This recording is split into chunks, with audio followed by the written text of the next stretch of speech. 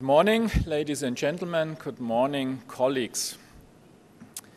For me, it's an honor to be invited to this very important conference to this beautiful country.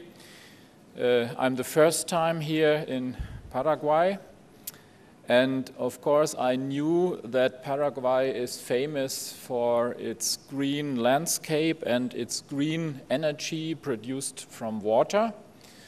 But to be honest, I didn't expect to see so much water on the streets of the capital city like yesterday evening. But I guess it's not every day the matter. Yeah, so I'm pleased to be here. Maybe two sentences to introduce me. I have two responsibilities. I work for the German social accidents insurance system, for one of the 9 industrial insurance associations, and we insure in our BG RCI mining companies, quarry companies, chemical industry, and a lot of more of the industrial sectors. We have about 35,000 member companies and 1.3 million people we insure against accidents and occupational diseases. And we have two main tasks. One is to compensate and to rehabilitate if we could not prevent the accident or the disease. And the second one, that's the most important, is we have to do everything possible to prevent these accidents and diseases. And I'm responsible for the prevention department. We have a staff of about 600 experts and inspectors in our department, and we try to do all we can in order to increase safety and to introduce the safety culture we just heard in the presentation before. My second responsibility, and this is why I'm invited by Jens here, I'm the Secretary General of one of the ISA sections for prevention. I'm the Secretary General for mining section. And so today I will talk a little bit about our experience in safety for mining. Now, I know that at the moment there is not many mining activities in Paraguay. You have, as far as I know, some oil mining, some salt, some iron ore mines. But I think that will increase in the future. And I read that you have found a big titanium ore deposit and are developing more mining activities. So I think that's a good point to talk now about safety in the mining field.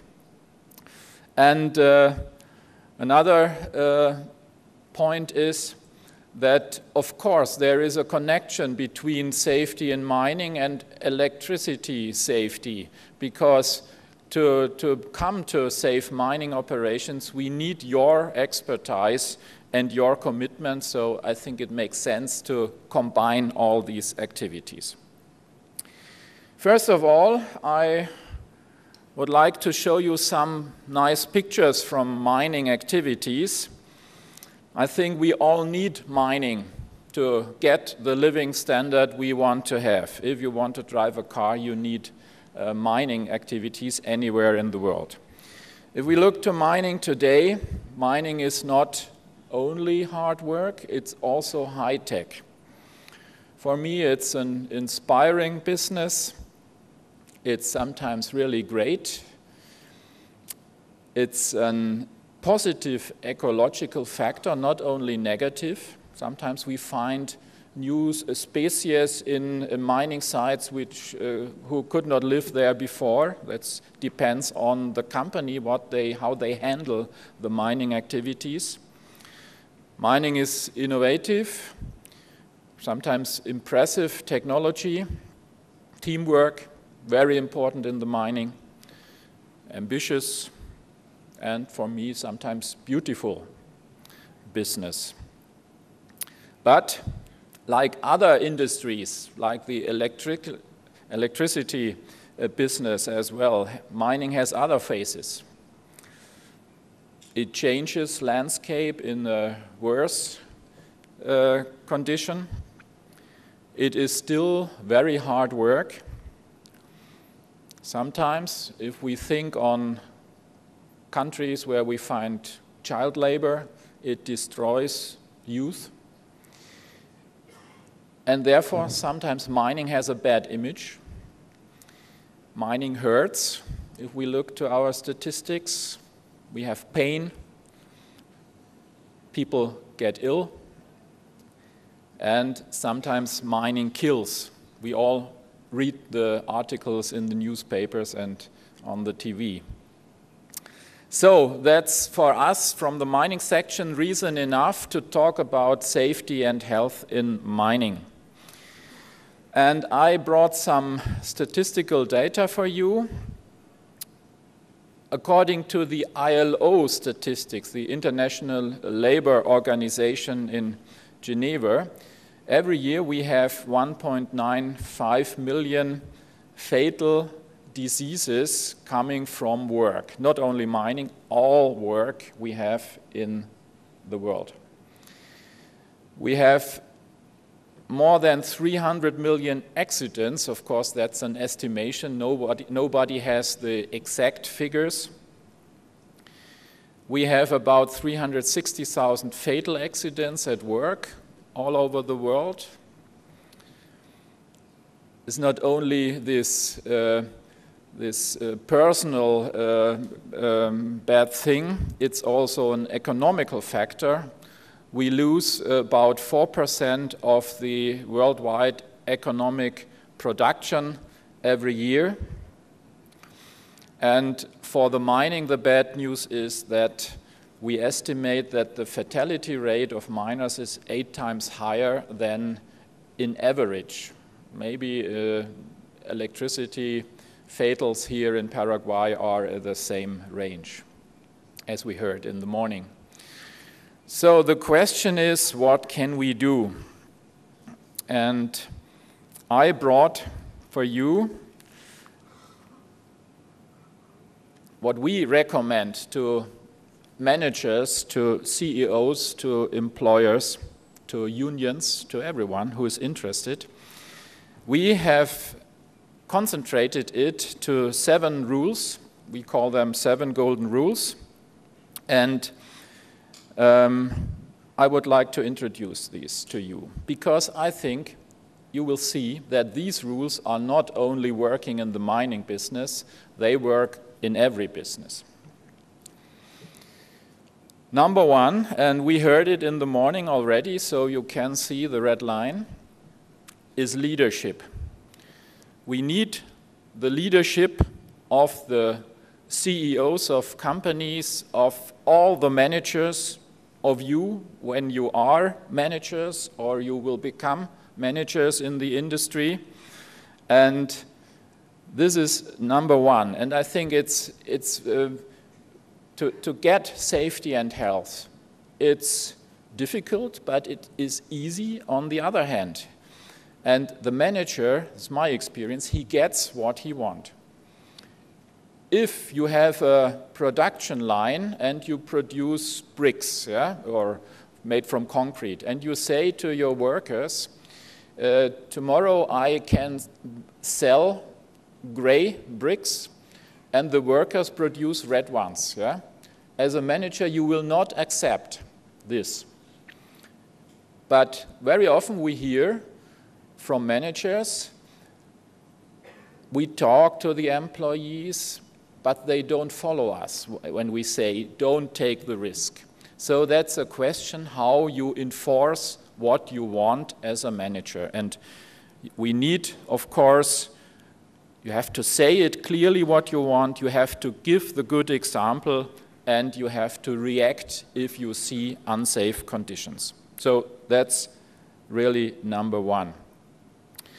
Number 2, we call identify the hazards and the risks. And talking about this, I think you see already, this is the question of risk assessment, how you do it properly. And it is as well the question of reporting.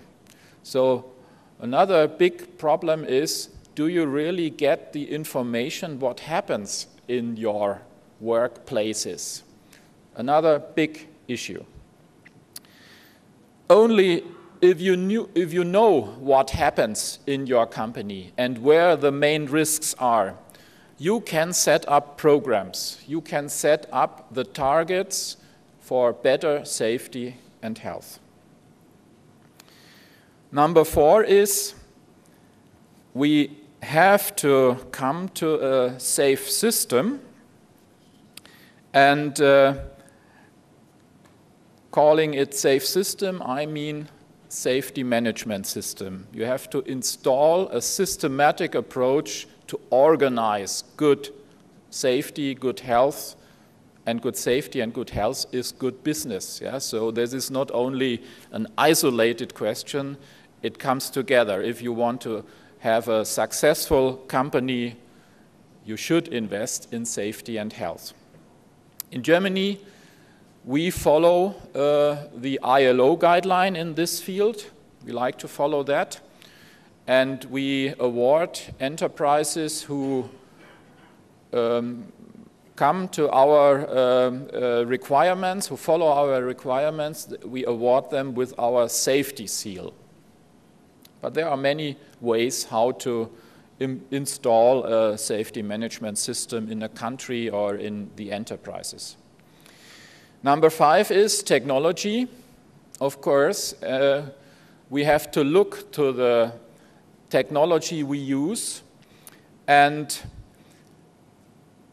it is clear we want to have the best technology, the most safe technology, maybe the newest technology. But on the other hand, we know that it's not always possible, yeah, to change every year the whole technology in an enterprise. So sometimes we have to make a compromise here and have to see how we can work with the existing technology without taking and accepting the risks. Number 6 is people. I think it is very, very important to improve and to invest in the qualification. And I hear very often the question, what can we do to get more experienced people, to get more trained people? And this is a thing a country must solve. You have to start in the school system and you have to bring it over the career, over the university, and then to the workplace as well. So we see more and more the need for do more in qualification improvement. And my last point is again people. So I have 2 times people in the 7 rules. We recommend you should invest more in people. You should ask them if you make decisions. You should involve them. You should think about how to motivate them to behave safe.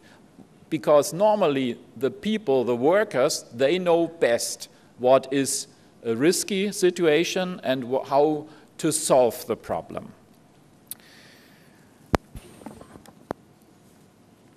We made very good experience bringing it to these 7 very easy rules, and I have this very small information brochure. It's outside in the exhibition available, and there you can find, if you like, some questions you should ask yourself in order to follow these 7 rules if you agree to them. So, if you do this, if you invest in safety, the question is, what does it bring to us, to the industry? What is possible? Some very short results. This is an example from the German hard coal mining company. which has at the moment still about 30,000 employees. And in the 60s, they had a very bad result of every year about 400 fatal accidents in these underground mines. Then they started to improve the things, and more or less they started from technology and about leadership and safety management system, all the things I mentioned. And you can see what is possible in such a risky business. In 2010, they didn't have any fatal accident in this industry. And of course, they are very proud of that result. Another example from a company who is producing plasterboard materials for construction. With the employers, with all the managers, it goes down. Another statistical information, we had a look on the enterprises in our BG who have got this safety seal, and we compared them to enterprises who don't have it. And we found that enterprises with this systematic approach are much, much better, 56% better than all the other enterprises. There is a quite new study from German universities, and they analyzed the value of companies. And they found out that companies who invest more in people, who invest more in social systems, their value is about 40% higher than the value of the other companies. And another information, where Mr. Kostal will talk in a minute much more in detail about, is that we found out if you invest in safety, it doesn't cost you, it creates benefits. And ROP is return on prevention, and we will hear that in the whole study it has been found out $1 investment creates $2.2 benefit. I will take the chance to give you at the end of my speech a little bit more information about the ISA mining section, what we do. And if you see any chance for cooperation, for working together, of course you can contact me, and we are interested in working with Paraguay and with companies here, with associations, and please contact me. So, of course, we care for safety and health. We are, like all the ISA sections, we have 11 sections in the ISA. We are independent and international sections. We are non-profit organizations. So that's a round table, and everyone who's interested from all over the world can come in and can work and discuss together with us. We offer a worldwide platform for all kind of mining industries, and when I talk about mining, I don't mean only underground, I mean open pit, I mean oil and gas mining, I mean quarries as well, so cement industry, all these kind of activities we cover. Our aims are, we want to improve the social security in mining, we want to care for good working conditions worldwide. We want to influence the politics on a global level. We want to protect miners and their families. And we want to support employers and managers. So we have many fields of activities, from management system to technology to dust question, noise questions, education. Mine rescue is one of our main topics, risk assessment, personal protective equipment, very important in mining, end. How are we trying to bring the message all over the world? We have some recommendations from the mining section for underground, for open cast mines. We try to increase our network. Of course, we have a website. If you go to the ISA website and you go to prevention and mining, you will see more what we do. We publish regularly newsletters. We have just introduced international